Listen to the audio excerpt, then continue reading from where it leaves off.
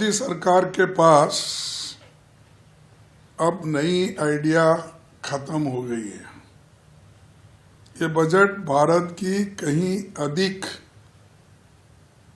आर्थिक, सामाजिक और राजनीतिक चुनौतियों के लिए एक सवाल होके बैठा है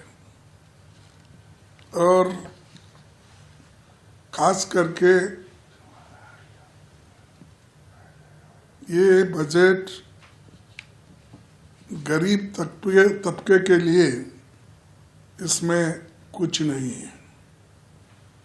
इन्फ्लेशन कंट्रोल करने के लिए भी इनका कोई समाधान, सकारात्मक कोई सलाह या कोई कदम उन्होंने नहीं दिखाया।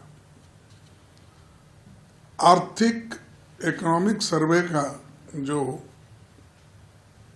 ये दिखाता है कि व्यापार में अनिश्चितता भारत के लिए एक प्रमुख चुनौती बताता है, लेकिन बजट मुश्किल से इस समस्या को स्वीकार करता है।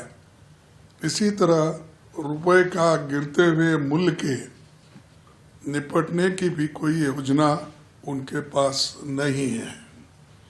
भारतीय अर्थव्यवस्था का मूल संकट ठहरी हुई वेतन, कमजोर उपभोक्ता मांग और निजी निवेश में सुस्ती, लेकिन बजट में उपभोक्ता मांग के फिर से गति देने का कोई विचार नहीं दिखता। घरेलू बचत में कमी और व्यक्तिगत कर्ज के बढ़ते बोझ पर भी ध्यान नहीं दिया गया है।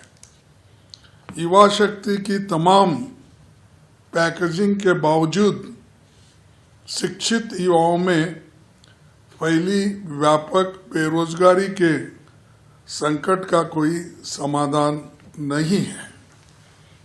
वित्त आयोग का सिफारिश का अभी और अध्ययन करना होगा, लेकिन वे गंभीर वित्तीय दबाव में चल रही राज्य सरकारों को कोई राहत देती नहीं दिख रही है।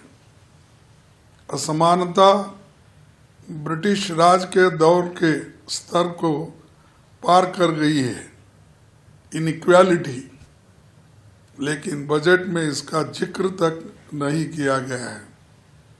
न ही एससी, एसटी, ओबीसी, अदर पिछड़े हुए लोगों के लिए, इकोनॉमिक ईडब्ल्यूएस के लिए, अल्पसंख्यकों के लिए इसमें कुछ सहायता का प्रावधान उन्होंने नहीं बनाया।